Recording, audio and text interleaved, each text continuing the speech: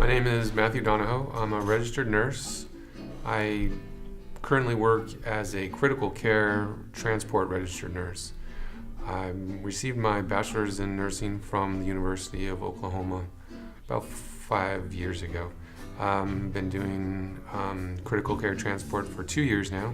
Prior to that, I was an ICU nurse in a traditional hospital setting. So as a critical care transport nurse, one of the differences from being a traditional hospital nurse is our uniform. We work in the emergency medical services industry, so our uniform is not a set of scrubs like you would typically see for a hospital nurse. We wear a uniform that's much more like an EMT. The only difference is our badging is to indicate that we're a nurse as opposed to an EMT or a paramedic.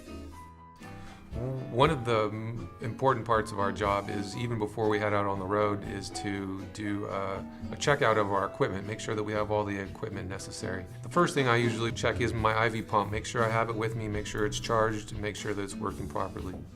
The next thing I go to is our ventilator. Again, making sure that it's present, making sure that it's charged, and that it's working properly. There's a ventilator check that we run through internally on the machine to make sure it's calibrated and working as it should be. We also carry an airway bag, which allows us to manage the airway if there was a trouble with that. So we need to inventory the airway bag, make sure that we have our different airways. There's a King airway, there's ET tubes. There is the intubation kit in case somebody needs to be intubated en route. We also have our medication box. Unlike a hospital, we don't have a pharmacy, we don't have a full array of medications, but we do carry a limited supply of emergency medications, and it's very important to make sure that those are stocked and ready to go. You want to make sure you have defibrillator pads for both the adults and the pediatrics. We want to make sure that we have cardiac leads so that we're able to monitor the patient's cardiac rhythm and rate. Another big thing that we need to check is the cardiac monitor, make sure that it's working properly, and also that the defibrillator on the cardiac monitor is working. So we did need to do a defib check on the monitor, make sure that that's working. We also want to make sure that our other oxygen supplies are there, like nasal cannulas. We want to make sure we have the resuscitation bags or the BVMs. We want to make sure that we have suction equipment in case one of our respiratory patients needs to be suctioned, that we have the ability to do that. We want to make sure that we have enough oxygen on board. We have a few portable tanks, and we also have a larger, what's called a house tank, so that we can make long distance trips with somebody on a ventilator or somebody who just requires a little bit of oxygen, but we want to make sure that we don't run out of that. As a critical care transport nurse, we're essentially like a mobile ICU. So we do the same type of monitoring and treatments that you would find in a typical hospital, except we're on the road moving from one place to another. So one of a big skill you need as a critical care and transport nurse is cardiac monitoring. You need to be able to know your heart rhythms and when to intervene when there is a rhythm change. A lot of our patients that we transfer are on ventilators, and we do not have respiratory therapists with us any longer.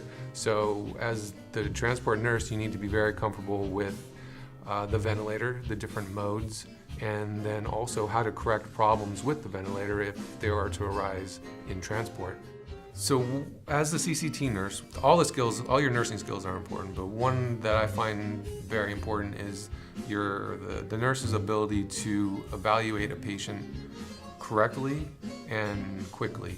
We go to a facility and take that patient to another facility. I've never seen this patient before arriving on scene. So one way to decrease the amount of emergencies to these patients while you're transporting is your ability to assess them before you leave.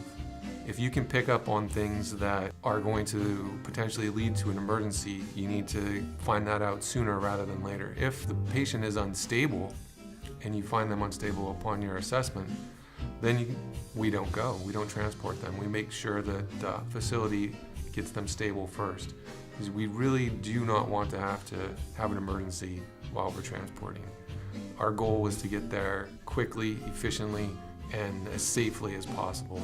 Emergencies in the back of the ambulance, while we can handle them and we're all trained to handle them, we'd rather not have to handle them. So your assessment skills are really important for this job.